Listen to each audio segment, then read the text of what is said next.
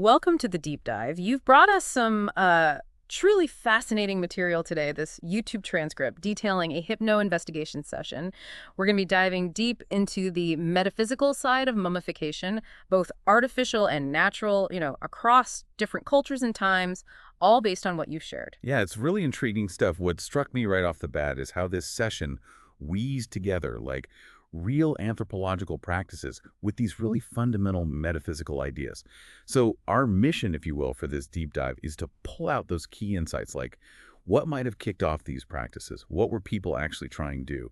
And what are the spiritual implications suggested by looking at death this way? Okay, let's unpack this from the beginning, focusing on where artificial mummification might have originated.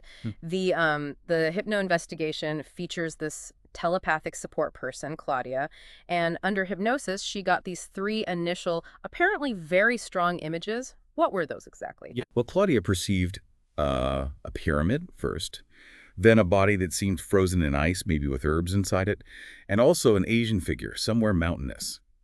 What's really striking is that these three distinct images, well, they point to incredibly ancient origins for some kind of body preservation, appearing in really different places and probably different time periods too. Right, so from Egypt to icy places and Asian mountains, it was pretty widespread, even way back then. And it wasn't just visual stuff she picked up on, was it? There were energetic aspects since, too. That's right. Yeah, alongside the physical images, the person under hypnosis also perceived energetic impressions, which kind of suggests that maybe right from the start there was more to mummification than just, the physical procedure. Perhaps a deeper metaphysical meaning was always part of the deal. Okay, and this is where it gets really interesting, right? The expert in the video offered an interpretation of these origins.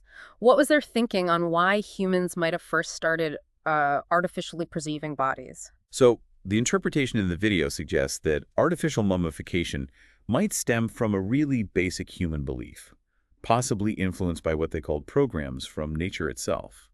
Like, think about it. Maybe early humans saw natural preservation in animal frozen solid. Maybe, and that planted an idea, a program, suggesting, hey, preserving a body is possible, and maybe even desirable. And this taps into like a primal human desire to cling to the physical form, maybe even to compel what the session calls the subliminal part, which we can think of as the soul or spirit, to actually return. That makes a certain intuitive sense, doesn't it? A fundamental urge for continuity, staying connected to the physical world even after death, almost like a fear of just disappearing. Exactly. And the interpretation goes a bit further, suggesting that, well, metaphysical entities might have even played a part in reinforcing this belief, tapping into that basic fear of death and the longing for immortality, at least for the physical body. It raises some really fascinating questions about the underlying drives and influences behind these early practices. Okay, so let's shift to the why, then the actual purposes behind artificial mummification. And it sounds like the initial perceptions in the session were a bit contradictory, which honestly often happens when you dig deep. That's true, yeah. Initially, two kind of opposite beliefs came up. One was the idea that preserving the body really carefully would actually help the subliminal part, the soul, to ascend to higher metaphysical realms. But then there was also the belief that this exact same preservation was meant to attract the soul back to Earth for another life, another go-around. So almost a dual purpose, either help it leave or encourage it to come back. It really speaks to a kind of ambiguity in how they viewed death, doesn't it? Precisely. The hypnotized subject even described feeling a sort of knot, like an energetic connection between the embalmed body and this subliminal part. And the interpretation there was that this connection might actually hinder the soul's release, at least in the beginning. That's a fascinating tension. So it suggests the motivations could have been really varied, maybe even specific to the person, like the pharaohs they mentioned in the video. Absolutely. The reasons could range from trying to help a perceived spiritual journey upwards to actively trying to keep a link open for a possible return. Creating specific effects tied to this connection with the subliminal part seems to have been a core goal, even if the kind of effect they wanted varied a lot. Now, the session mentioned a perceived ceiling in the metaphysical realm specifically tied to Egyptian mummification. That sounds, well, kind of restrictive. Yes, the perception was of this sort of energetic ceiling overhead where the subliminal part seemed somewhat trapped or maybe guided through very specific, almost preset pathways.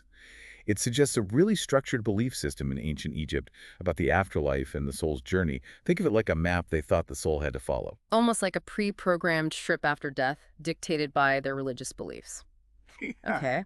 And what about the use of salt in their mummification? Where did that fit in, metaphysically speaking?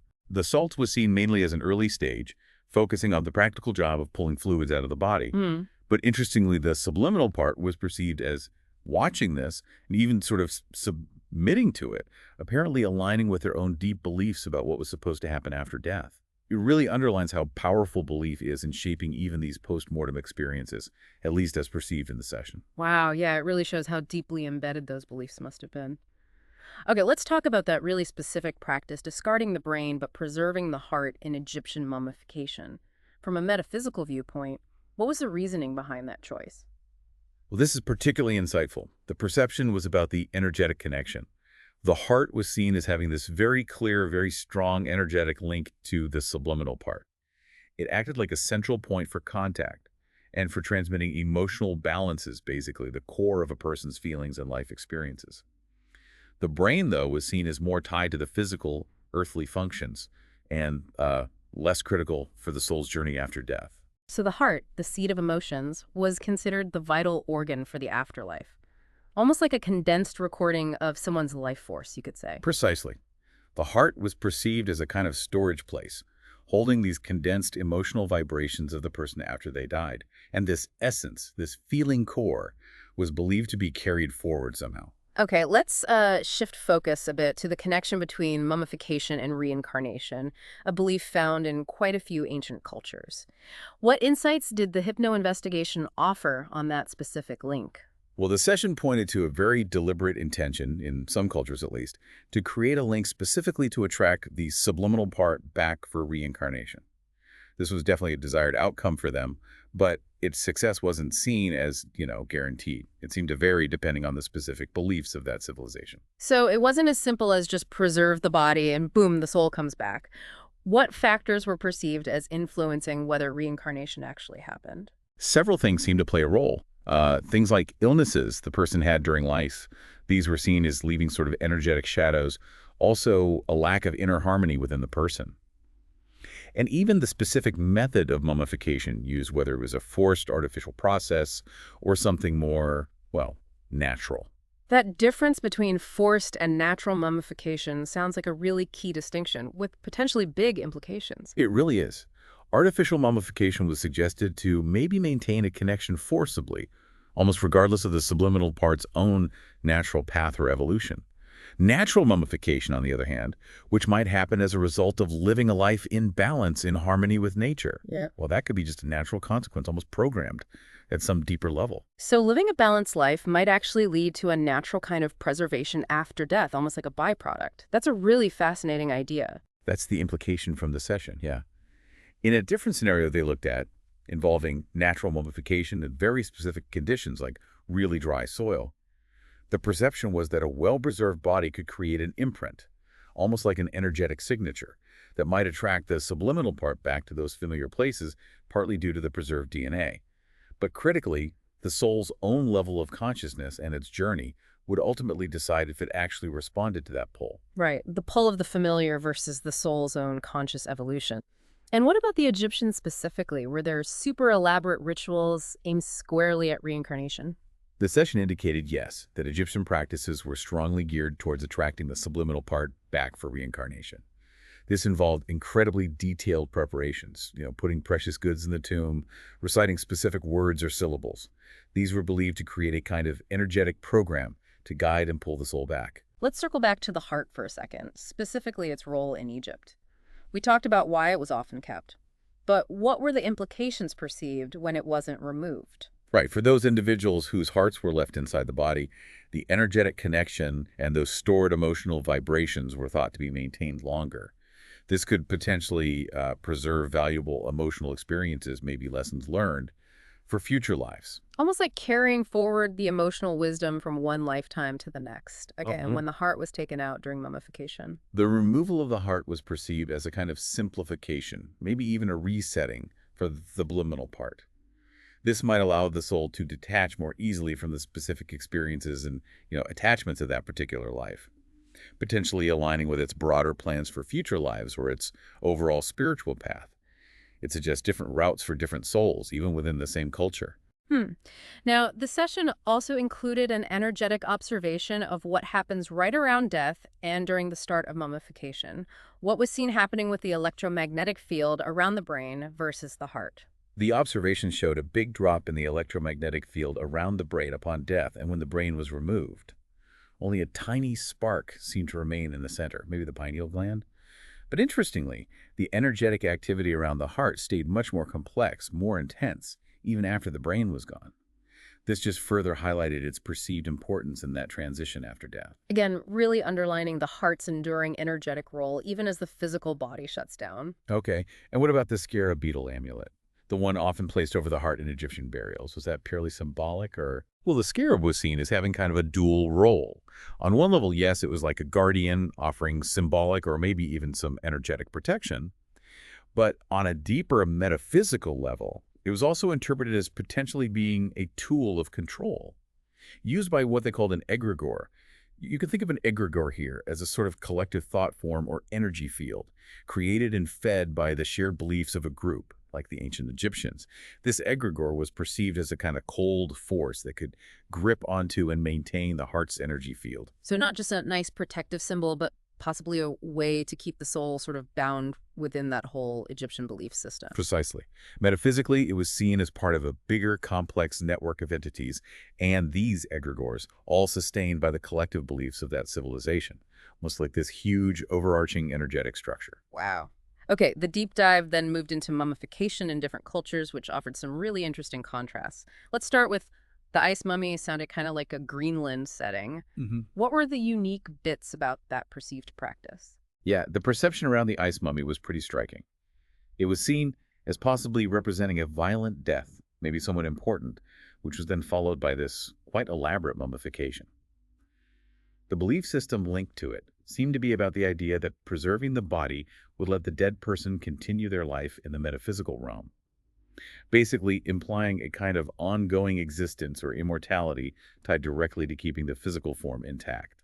A very different idea of the afterlife compared to the complex journey the Egyptians imagined.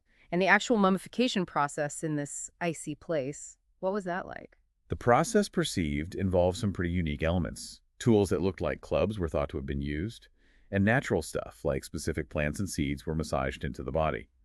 There was also a strong, distinct smell associated with these materials. Interestingly, some organs, including the heart, were left inside. Then the body was dried, using smoke that was blown into it somehow. Huh, quite different from the detailed removal of organs by the Egyptians. And what were the metaphysical implications for the subliminal part in this culture? Metaphysically, the subliminal parts linked to this ice mummy culture seemed to detach from the body more easily. And the whole belief system felt less rigid, less uniform compared to the Egyptian model.